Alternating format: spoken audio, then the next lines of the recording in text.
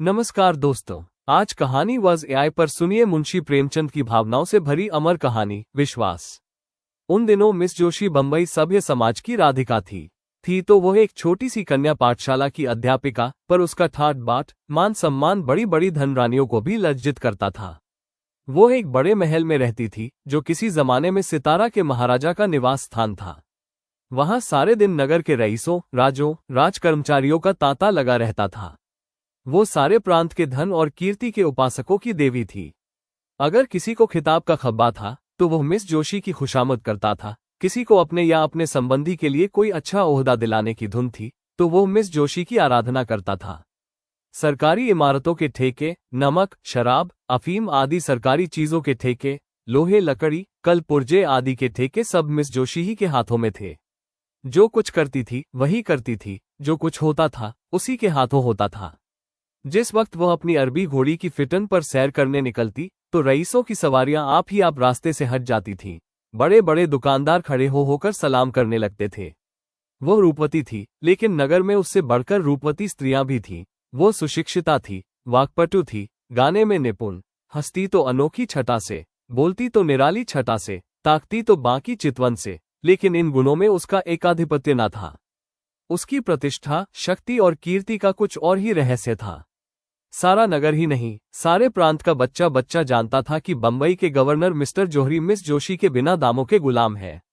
Miss Joshi की आंखों का इशारा उनके लिए नादिरशाही हुक्म है।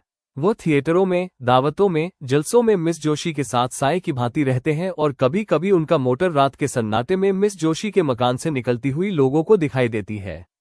इस प्रेम में वासना की मात्रा अधिक है या भक्ति की, यह कोई नहीं जानता।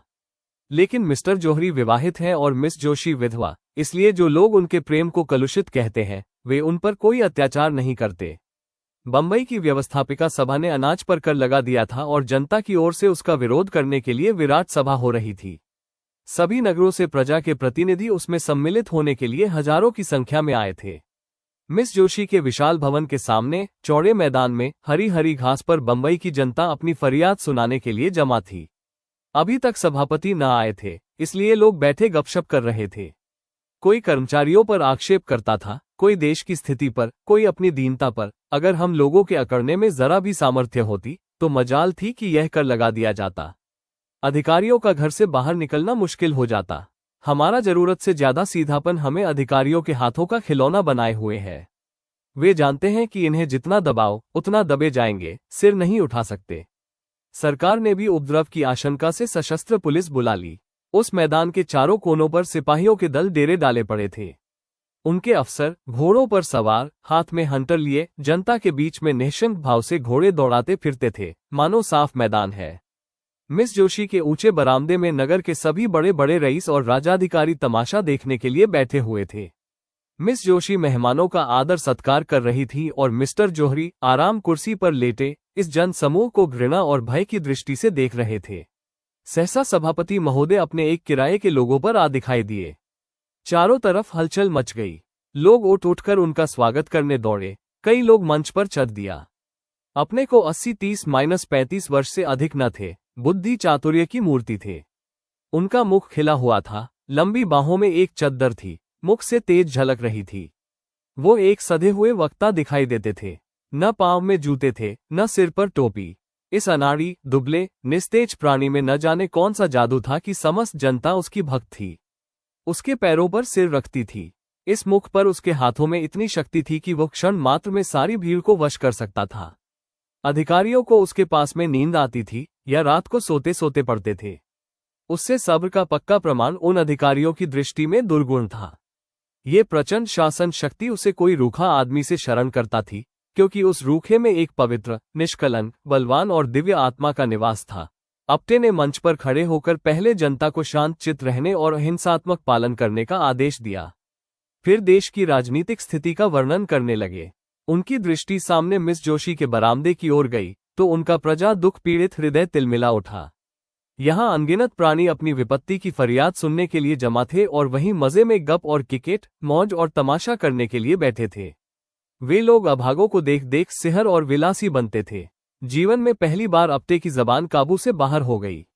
मंच की भांति गर्ज कर बोले, इधर तो हमारे भाई दाने दाने को मोहताज हो रहे हैं, उधर अनाज पर कर लगाया जाता है। देश इसलिए कि राजकीय विलासिताएं बढ़ें, वही कंपनी जो इस देश के राजा हैं, वे छोटी फीस लेकर करोड़ों धन निकालते हैं, भूखे मरते हैं, और वे लोग जिन्हें हमने अपने सुख और शांति की व्यवस्था करने के लिए रखा है, हमारे स्वामी बने हुए शराबों की बोतलें उड़ाते हैं। कितनी अजीब बात है कि स्वामी भूखे मरे और सेवक शराब उड़ाएं, मेवे खाएं और वस्त्रों और वस्तुओं की महंगाइयां बढ़ाएं। ये किसका अपराध है? क्या सेवकों का? नहीं, क्योंकि हमारी अपेक्षा है कि हमने अपने सेवकों को इतना अधिकार दे रखा है। आज हम उच्च स्वर से कह देना चाहते हैं कि हम ये कु और दुर्दांत व्यवहार नहीं सह सकते। ये हमारे लिए असह्य है कि हम और हमारे बाल बच्चे दानों को तरसें और कर्मचारी लोग विलास में डूबे हुए हमारे करों दानों की रकम से अपना पेट भरते रहें। हम चाहते हैं कि इन अत्याचारों का अंत हो। हम न्याय चाहते हैं, हम अपने अधिकारों की रक्षा चाहते हैं। संसार में ऐसा और कौन देश होगा जहां भूखों मरती हो और शासक कर्मचारियों को अपनी प्रेम लीलाओं में मग्न हो, जहां स्त्रियां गलियों में ठोकरें खाती फिरती हो और अध्यापिकाओं का वेतन धारण करने वाली वेश्याएं आमोद प्रमोद के रंग में चूर हों। एकाएक सशस्त्र सिपाहियों के दल में हलचल पड़ गई।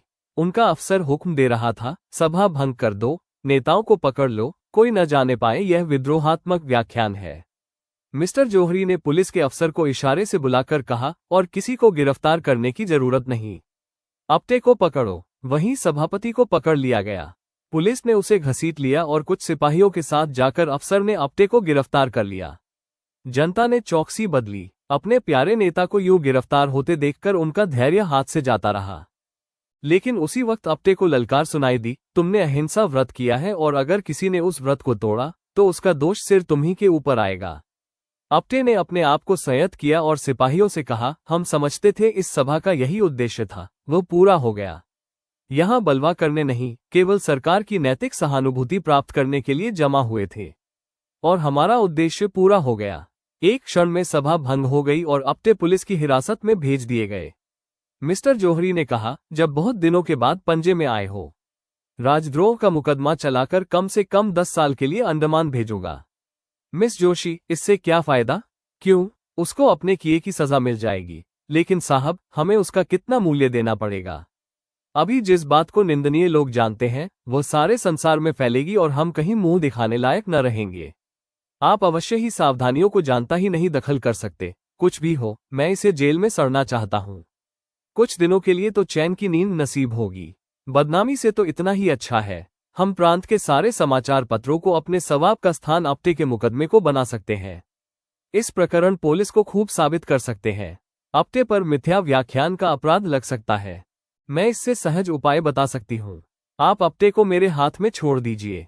मैं उससे मिलूंगी और आप चाहे जिनका न्याय के विरुद्ध राजनीति सिखलाते हैं, उनके वास्तविक भावों और विचारों को शांत करके आपके सामने रखूंगी।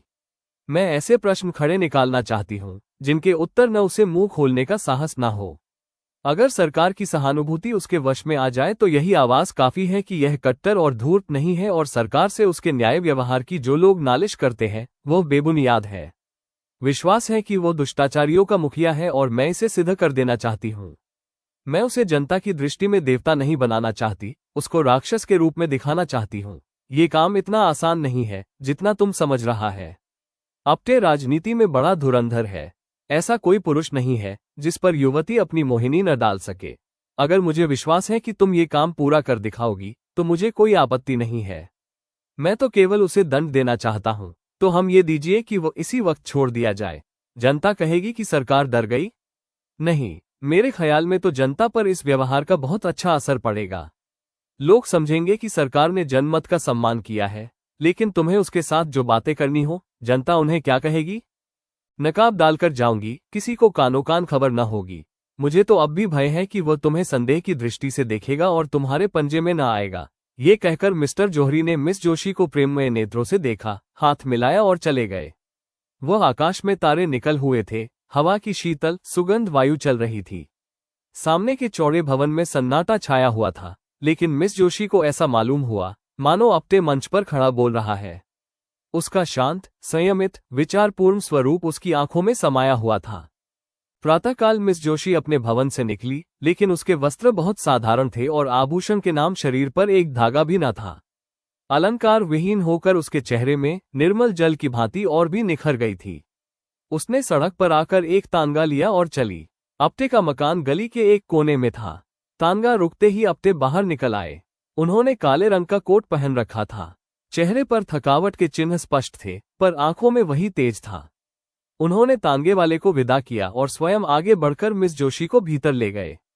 मिस जोशी का हृदय धड़क रहा था। एक क्षण को उन्हें लगा कि वे लौट जाएं, पर अगले ही क्षण उन्होंने अपने को संभाला। भीतर पहुंचते ही उन्होंने देखा कि अपटे एक कुर्सी पर बैठे हैं। कमरे में एक साधारण सी मेज और 2 कुर्सियां रखी थीं। न कोई आडंबर, न कोई सजावट। ये सादगी उन्हें भीतर तक स्पर्श कर गई। अपटे ने कहा, आप यहाँ कैसे आए? मिस जोशी ने संयत स्वर में कहा, आपसे मिलने। मुझसे? और वह भी इस अवस्था में? अपटे ने उन्हें ऊपर से नीचे तक देखा। हाँ, मिस जोशी ने उत्तर दिया, क्योंकि मैं आपसे कुछ आवश्यक बातें करना चाहती हूँ। मैं जानता हूँ। अपटे बोले, आप किस उद्देश्य से आए हैं? आप चाहती हैं कि मैं अपने विचार बदल दूं? नहीं, मिस जोशी ने कहा, मैं केवल ये चाहती हूँ कि आप मेरी बातें सुन लें। सुनना मेरे लिए कठिन नहीं, अपटे बोले, पर जो सत्य है उसे मैं छोड़ नहीं सकता। मिस जोशी कुछ क्षण चुप रहीं। फिर बोली, आप जिन लोगों के लिए संघर्ष कर रहे हैं, क्या वे स्वयं आपके इस त्याग को समझते हैं? क्या वे आपके बलिदान के योग्य हैं? ये प्रश्न मेरे लिए नहीं, अपटे ने उत्तर दिया, मेरे लिए केवल कर्तव्य है। कर्तव्य? मिस जोशी ने मुस्कुराकर कहा, कर्तव्य की आड़ में कितनी भूलें की जाती है, आप जानते हैं? यदि भूल भी हो, अपटे ने दृढ़ता से कहा, तो वो सत्य के लिए होगी। मिस जोशी को लगा मानो वो किसी अडिग पर्वत से बात कर रही हो। फिर भी उन्होंने हिम्मत नहीं हारी। आपके इस सत्य से, उन्होंने कहा, कितनों का जीवन नष्ट हो सकता है। सरकार क्रूर है, वह आपको कुचल देगी। यदि ऐसा हुआ, अपटे बोले, तो यह मेरी विजय होगी। मिस जोशी ने पहली बार अनुभव किया कि उनके सारे अस्त्र व्यर्थ हो रहे हैं। यह व्यक्ति न लोभ से डगमगाता था, न भय से। कुछ देर तक दोनों मौन रहे। बाहर से गली का शोर भीतर आ रहा था। अंत में मिस जोशी उठ खड़ी हुई। मैं फिर आऊंगी, उन्होंने कहा। आप जब चाहें, अपटे ने शांत स्वर में उत्तर दिया। मिस जोशी बाहर निकल आए। आकाश में धूप फैल चुकी थी। उन्हें लगा जैसे उनके भीतर कोई नया द्वंद्व जन्म ले चुका है। आटे, जिसका भीतर बाहर एक न हो, उसे देखकर भ्रम में पड़ जाना स्वाभाविक है। मिस जोशी, हाँ, तो वह आपका भ्रम है और मैं चाहती हूँ कि आप उस कलंक को मिटा दें, जो आपने मुझ पर लगाया है। आप इसके लिए प्रायश्चित करेंगे? आटे, अगर न करूं तो मुझसे बड़ा बदनाम संसार में न होगा। मिस जोशी, आप मुझ पर विश्वास करते हैं? आटे, मैंने आज तक किसी रमणी का अविश्वास नहीं किया। मिस जोशी, क्या आपको ये समझ में रहा है कि मैं आपके साथ कोकिल कर रही हूँ? आटे ने मिस जोशी की ओर अपने सत्य, सजल, सरल नेत्रों से देखकर कहा, बीबी, मैं गांव और अशिष्ट प्राणी हूँ, लेकिन नारी जाति के लिए मेरे हृदय में जो आदर है, वो उस श्रद्धा से कम नहीं है, जो मुझे देवताओं पर है। मैंने देखा, ये भी नहीं जानता कि मेरा कौन था, किंतु जिस देवी के कृत्य यज्ञ की छाया में मेरा पालन पोषण हुआ, उनकी प्रेम मूर्ति आज तक मेरी आंखों के सामने है और नारी के प्रति मेरी अवनति यही हुई है कि उन देवी की मूर्ति से मिलती जुलती के किसी अवयव से दूषित और लज्जित होने पर आंखें न निकल आएं। और मैं आज से सदा प्रायश्चित में खड़ा होकर आपसे क्षमा की प्रार्थना करूंगा।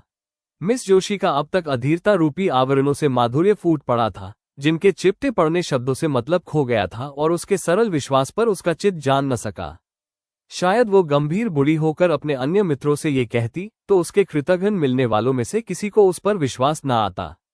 सब मुझे सामने खड़े देखते, वो बाहर निकलती तो उसका गंभीर उदास चेहरा उसके कपटी मित्रों के समूह को आदमी था, जिसके एक एक शब्द सत्य झलक रहा था, जिसके शब्द उसके अंतरतल से निकलते हुए मालूम होते थे। आटे उसे इस तरह दिखाते हुए तो हृदय में ऐसा कुछ भय हो रहा था, अब मैं जाने कितनी क्षमा मांगूं, मिस जोशी के सामने कितनी सफाइयां पेश करूं, मेरे अश्रुओं का असर कभी न मिटेगा। इस भाव ने तुरंत रूप में उठते अपने विषय की गुप्त बातें कहने की प्रेरणा की, जो उनके उसकी दृष्टि में बढ़ा देता था, जिससे वह भी उन्हें नीच समझने लगे, उसका संतोष जानकर कि वह भी कलुषित आत्मा है। बोले, मैं जन्म से अभागा हूं, माता पिता का मुंह ही देखना नसीब न हुआ।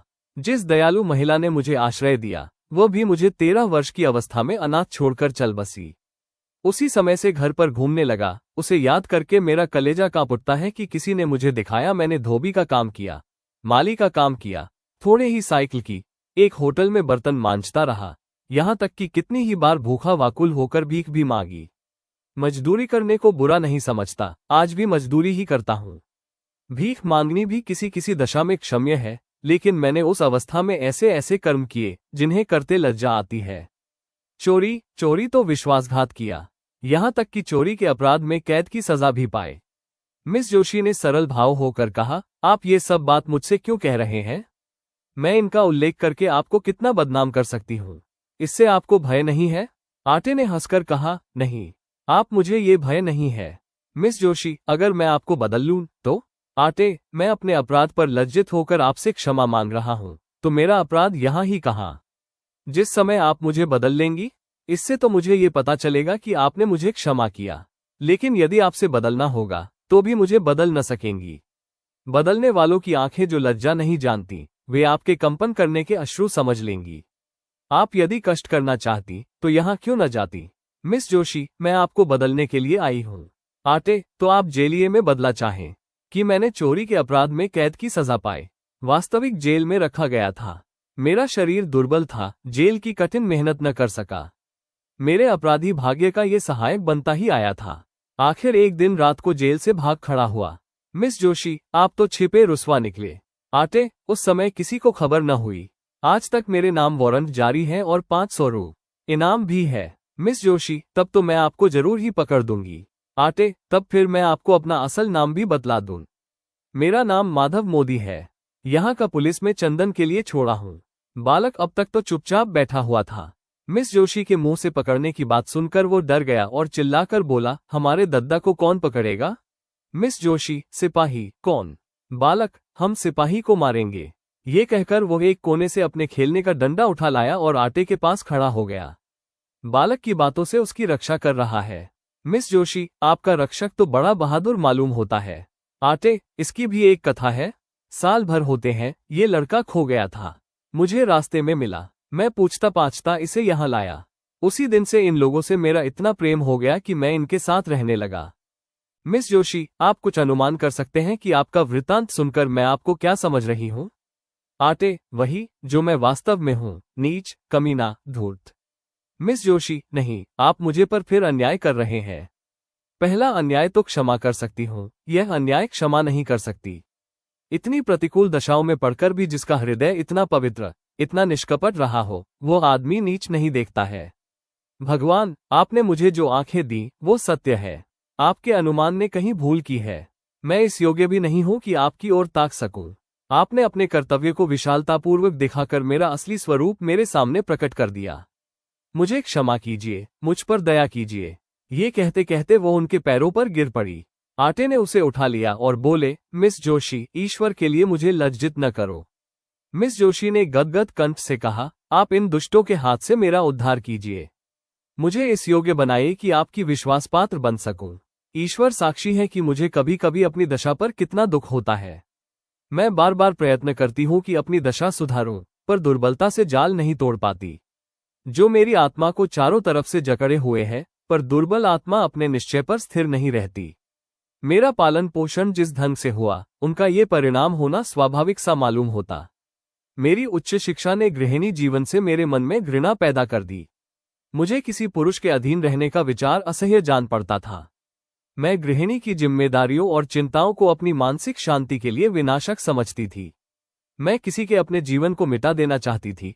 मैं पुरुषों की भांति स्वतंत्र रहना चाहती थी। क्यों किसी की पाबंद होकर रहूं? क्यों अपनी इच्छाओं को किसी व्यक्ति के सांचे में डालूं? क्यों किसी को ये कहने का अधिकार दूं कि तुमने ये क्यों किया? दाम्पत्य मेरी निगाह में कुछ वस्तु थी, अपने माता पिता पर आलोचना करने का उचित नहीं।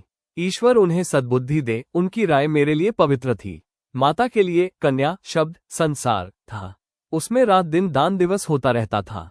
पिता के लिए स्त्री से विवाह हो जाना अपने जीवन का सबसे बड़ा दुर्भाग्य समझते थे। वो ये कहते कभी न थकते थे कि तुम मेरे चांद को बेड़ी बन गई, नहीं तो मैं न जाने कहाँ उड़कर पहुंच जाता। उनके विचार में सारा दोष माताजी की अशिक्षा के सिर था। वो अपनी एकमात्र पुत्री को सुखी माता के संरक्षण में रखना चाहते थे। माता कभी कुछ कहती तो पिताजी उन पर टूट पड़ते, तुमसे कितनी भूले हुई कि लड़की का ये ढांचा बना, वो स्वयं अपना भला बुरा सोच सकती है। तुम्हारे डांटने से उसके आत्मसम्मान को कितना धक्का लगेगा, ये तुम नहीं जान सकती। आखिर माताजी ने निराश होकर मुझे मेरे हाल पर छोड़ दिया और दुर्भाग्य इसी शोक में चल बसी। अपने घर की अशांति देखकर मुझे विवाह से और भी घृणा हो गई। सबसे बड़ा असर मुझ पर मेरे कॉलेज की लेडी प्रिंसिपल का हुआ, जो स्वयं अविवाहित थी। मेरा तो अब यह विचार है कि युवकों की शिक्षा का भार केवल आदर्श नारियों पर रखना चाहिए। विलास में रत कॉलेज के शौकीन प्रोफेसर विद्यार्थियों पर कोई अच्छा असर नहीं डाल सकते। मैं सबका दोष अपने ऊपर लेती हूँ, पर अभी यह जांच करूंगी कि मूल कहाँ है। मैं इस संसार में हूँ, उसके जालबद्ध वृतांत है। वही सभी मुझे कीचड़ में लथपथ देखना चाहते हैं। मैं विलासवृत्त में रहने से ही उनका स्वार्थ पूरा कर सकती हूँ। जिससे मुझ पर विश्वास किया है, जिससे मुझसे निष्कपट व्यवहार किया है, उसी ईश्वर के विरुद्ध मूल न जाऊंगी। आटे ने मिस जोशी की ओर दृढ़निश्चय दृष्टि से देखकर कहा, अगर मैं आपकी कुछ सेवा कर सकूं, तो यह मेरे लिए सौभाग्य की बात होगी। इस बात की पुष्टि के पहले है, कोई गिरा हुआ मनुष्य बचाया जा सकता है। संस्कारों से परिष्कृत होकर चलना ही सच्चा मार्ग है। संस्कारों में गिरने वाले मनुष्य का मार्ग इससे कहीं कठिन है। आपकी आत्मा सुंदर और पवित्र है, केवल परिस्थितियों ने उसे कुछ काल के लिए दबा रखा है। जब विवेक उसे ऊपर उठाएगा, ईश्वर ने चाहा तो वो कुछ कर जाएगी। सबसे पहले उन परिस्थितियों का त्याग करने को तैयार हो जाए। मिस जोशी, यही आपको करना होगा। आटे ने चुभती हुई निगाहों से देखकर कहा, वैद्य रोगी को जबरदस्ती दवा पिलाई है। मिस जोशी, मैं सब कुछ करूंगी। मैं कड़वी से कड़वी दवा पीऊंगी, यदि आप पिलाएं। कल आप मेरे घर आने की कृपा करेंगे? शाम को? आटे, अवश्य आऊंगा। मिस जोशी ने विदा होते हुए कहा, मिलिएगा नहीं, मैं आपकी राह देखती रहूंगी। आप रक्षक बनिए या न बनिए। ये कहकर उसने बालक को गोद में उठाया और उसे गले से लगाकर बाहर निकल आई। गर्व के मारे उसके पांव जमीन पर न पड़ते थे। मालूम होता था हवा में उड़ी जा रही है। प्यास से तड़पते हुए मनुष्य को नदी का तट नजर आने लगा था। दूसरे दिन प्रातःकाल मिस जोशी ने मेहमानों के नाम दावत कार्ड भेजे और उत्सव मनाने की तैयारियां करने लगी। मिस्टर आटे के सम्मान में पंक्तियां बन रही थीं। मिस्टर जोशी ने कार्ड देखा तो मुस्कुराए, अब महाराज इस जाल से बचकर कहाँ जाएंगे? मिस जोशी ने उन्हें फटकारा, यह अच्छी तरकीब निकालती इस काम में निपुण मालूम होती है।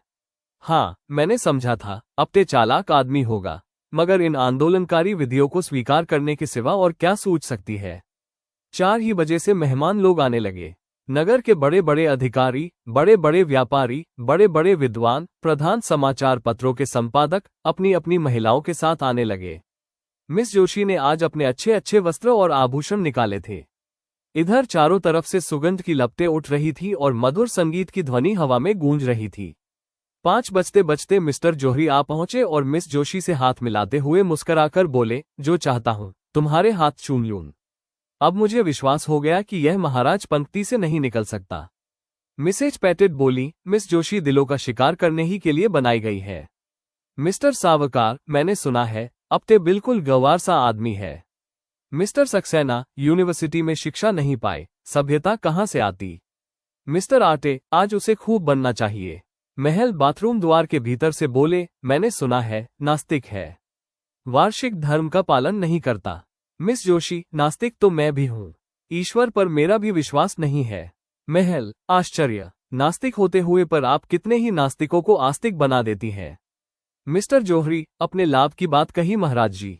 मिसेज सक्सेना, क्यों महाराज जी, आपको मिस जोशी ही ने आस्तिक बनाया है क्या? ये सहसा अपने लोहार के बालक की उंगली पकड़े हुए भवन में दाखिल हुए। वो पूरे फैशनेबल ढंग से सजा हुआ था। बालक भी किसी हृष्ट-पुष्ट लड़के का बालक था। आज अपने की सूरत लोगों को बिल्कुल ही कितनी सुंदर सुलझी आदमी की लगी। आज से शायद देखकर था, पैर पैर में शिष्टता झलकती थी। मालूम होता था वो इसी समाज में पला है। लोग देख रहे थे कि कहाँ झुके और तालियां बजाएं, कहाँ फिसले और कहकहे लगाएं, पर अपने जैसे हुए खिलाड़ी की भांति जो कदम उठाता था वो सधा हुआ, जो हाथ दिखलाता था वो जमा हुआ। लोग उसे पहले जैसा समझते थे, अब उससे ईर्ष्या करने लगे। उस पर टिप्पणी उठने लगी, लेकिन अपने अपने ही ढंग से एक ही लकीर बात मुंह से निकली। वो जब जवाब देता तो उसके जवाब में मालिन्य या कटुता का लेश भी न होता था। उसका एक एक शब्द सरल, स्वच्छ, चित्त को प्रसन्न करने वाले भावों में डूबा होता था। मिस जोशी उनकी वाग्मिता पर फूल उठती थी। सक्सेना, आपने किस यूनिवर्सिटी में शिक्षा पाई थी? अपने यूनिवर्सिटी में शिक्षा पाई होती तो आज मैं शिक्षा विभाग का अध्यक्ष न होता।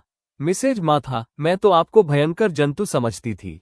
आपने मुस्कुराकर कहा, आपने मुझे महिलाओं के सामने न देखा होगा। सभा मिस जोशी अपने मौन के क्रम में नहीं आए। आप वज्रपातपूर्ण उत्तर फेंकते जा रहे थे, जैसे उनके मुख का तिल निकल गया था। नेत्रों से दबी ज्योति प्रस्फुटित हो रही थी, मानो किसी देवता ने उसे वरदान दिया हो। उसने मुझे छूकर कोपल के पुंज के नेत्रों से देखा, अपने आभूषण को पैरों से झुका दिया और एक फटे सादे साड़ी पहनकर बाहर निकलने लगी। तब उसे एक फटे साड़ी मिली थी। उसे इस रूप में देखकर सभा स्तब्ध हो गई। ये कायापलट कैसी? सहसा किसकी आंखों को विश्वास न आया, किंतु मिस्टर जौहरी तालियां बजाने लगे। मिस जोशी ने इसे फैशन के लिए कोई नया स्वांग रचा है। मित्रों, आपको याद है परसों आपने मुझे कितनी गालियां दी थीं? यह महाशय थे जो आज मुझे उस दुर्व्यवहार का दंड देना चाहते हैं। मैं कल इनके मकान पर जाकर उनके जीवन के सारे गुप्त रहस्यों को लोगों के सामने रखूंगी और एक ही दिन में मेरे मुख से इन रहस्यों का ढोल बजने लगेगा। अब जो कुछ कहूंगी आप लोग अक्षरशः सत्य है। मैंने जो कुछ देखा वो इतना भयंकर है कि उसका वृत्तांत सुनकर शायद आप लोगों को मूर्छा आ जाएगी। अब मुझे लेशमात्र भी संदेह नहीं है कि यह महाशय पाखंडी है। मिस्टर जौहरी तालियां बजाने लगे और सभा गूंज उठी। मिस जोशी, लेकिन राज की रोटी नहीं, अन्याय की रोटी, दंभ की रोटी, अभिमान की रोटी। चारों ओर फिर सन्नाटा छा गया। लोग विस्मित होकर एक दूसरे की ओर ताकने लगे। मिस जोशी, महाशय, आपने गुप्त रूप से शस्त्र जमा किए हैं और गुप्त रूप से हत्याएं की हैं। मिस्टर जौहरी ने तालियां बजाईं और तालियों का तूफान फिर बरस गया। मिस जोशी, लेकिन किसकी हत्या? दुख की, दरिद्रता की, प्रजा के कष्टों की, हठधर्मिता की और अपने स्वार्थ की। चारों ओर फिर सन्नाटा छा गया और लोग चकित होकर एक दूसरे की ओर ताकने लगे, मानो उन्हें अपने कानों पर विश्वास नहीं है। मिस जोशी, महाशय, आपने गुप्त रूप से ईश्वरता की ओर कर रहे हैं। अब की किसी ने ताली न बजाई। लोग सुनना चाहते थे कि देखें आगे क्या कहती है। उन्होंने सभ्य पर से हाथ साफ किया। मेरा सब कुछ अपहरण कर लिया है, यहाँ तक कि अब मैं निराशा हूँ और उनके चरणों की शरण में हूँ और कोई आश्रय नहीं है। प्राणनाथ, इस अबला को अपने चरणों में स्थान दो, इसे दुख से बचाओ। मैं जानती हूँ तुम मुझे निराश न करोगे। वो कहते कहते जाकर आपके चरणों में गिर पड़ी। सारी मंडली स्तब्ध रह गई। एक सप्ताह गुजर चुका था। अपटे पुलिस की हिरासत में थे। उन पर अभियोग चलने की तैयारियां हो रही थीं। चारों ओर हलचल मची हुई थी। नगर में तेज सभाएं होती थीं। पुलिस और नगर वासी असंतुष्ट थे। समाचार पत्रों में जोर शोर से वाद विवाद हो रहा था। रात के 9 बजे थे। मिस्टर जौहरी राजभवन में मेज पर बैठे हुए सोच रहे थे कि मिस जोशी को अचानक वापस लाने की क्यों सूझी और उसकी छाती पर माथा लौट रहा था। उसकी सूरत एक क्षण के लिए आंखों से उतरती थी। वो सोच रहे थे, इससे मेरे साथ ऐसी क्या की? मैंने इसके लिए क्या न किया? मैंने कौन सी इच्छा पूरी न की? और इसमें मेरी बेवफाई की नहीं, कभी नहीं। मैं इसके योग्य नहीं रह सकता। दुनिया मुझे बदनाम करेगी, दरवाजा कहे, चाहे मुझे पत्थर से हाथ धोना पड़े, लेकिन अपटे को न छोड़ूंगा। इस सड़े रास्ते से हट जाऊंगा, इस कीचड़ को गले से निकाल बाहर करूंगा। सहसा कमरे का दरवाजा खुला और मिस जोशी ने प्रवेश किया। मिस्टर जौहरी हक्के बक्के कुर्सी पर से उठ खड़े हुए और सहानुभूतिपूर्वक, शायद मिस जोशी उधर से निराश होकर मेरे पास आई है, कुछ कहते लेकिन नम्र भाव से बोले, आओ बाला, तुम्हारी याद में बैठा था। तुम कितनी ही बेवफाई करो, पर तुम्हारी याद मेरे दिल से नहीं निकल सकती। मिस जोशी, आप केवल जबान से कहते हैं। मिस्टर जौहरी, क्या दिल चीर कर दिखाऊं? मिस जोशी, प्रेम प्रेम का खेल है, प्रेम में त्याग नहीं होता। आप मेरे सुख के प्यासे हैं, उस पर भी आप कहते हैं, मैं तुम्हारी मदद करता हूं। आपने मेरे स्वामी को हिरासत में डाल रखा है। ये प्रेम है। आखिर आप मुझसे क्या चाहते हैं? अगर आप समझते हैं कि इन सज्जनों से डरकर मैं आपकी शरण में आ जाऊंगी, तो यह आपका भ्रम है। आपको अधिकार है कि आप कोल्हापुरी में बेच दें, चाहे मुझे गला दे, लेकिन इसका मुझ पर कोई असर नहीं होगा। वो मेरे स्वामी हैं, मैं उनको अपना स्वामी समझती हूँ। उन्होंने अपनी विशाल उदारता से मेरा उद्धार किया। आप मुझे विषय के दलदल में फंसाते थे, मेरी आत्मा को कलुषित करते थे। कभी आपको ये ख्याल आया कि इसकी आत्मा पर क्या बीत रही होगी? आप मुझे आत्मसमर्पण समझते थे। इस पथ पर अपनी निर्मल आत्मा के अपमान से मैंने ही नुकसान उठाया है। मेरे दिल में इसकी होड़ है और मरते दम तक इसी की रहूंगी। इस मार्ग से अब आप मुझे नहीं हटा सकते। मुझे एक सच्ची आत्मा की जरूरत थी, वो मुझे मिल गई। उसे पाकर अब तीनों लोक की संपदा मेरी आंखों में तुच्छ है। मैं उनके वियोग में चाहे प्राण दे दूं, पर आपके काम नहीं आ सकती। मिस्टर जौहरी, मिस जोशी, प्रेम उदार नहीं होता, क्षमाशील नहीं होता। मेरे लिए तुम सर्वस्व हो, जब तक मैं समझता हूं कि तुम मेरी हो।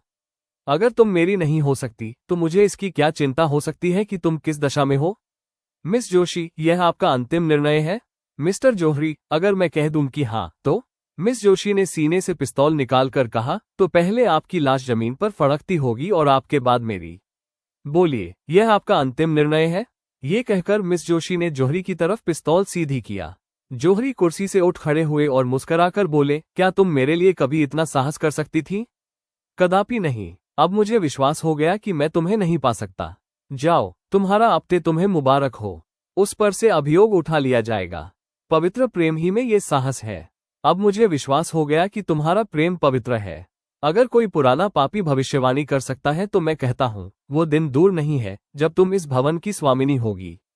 आपटे ने मुझे प्रेम के क्षेत्र में नहीं, राजनीति के क्षेत्र में भी परास्त कर दिया। सच्चा आदमी एक मुलाकात में ही जीवन को बदल सकता है, आत्मा को जगा सकता है और अज्ञान को मिटाकर प्रकाश की ज्योति फैला सकता है। यह आज सिद्ध हो गया। अगर आपको ये कहानी पसंद आई हो तो वीडियो को लाइक करें, चैनल को सब्सक्राइब करें और ऐसी ही महान कहानियों के लिए कहानी वाज एआई से जुड़े रहें। धन्यवाद।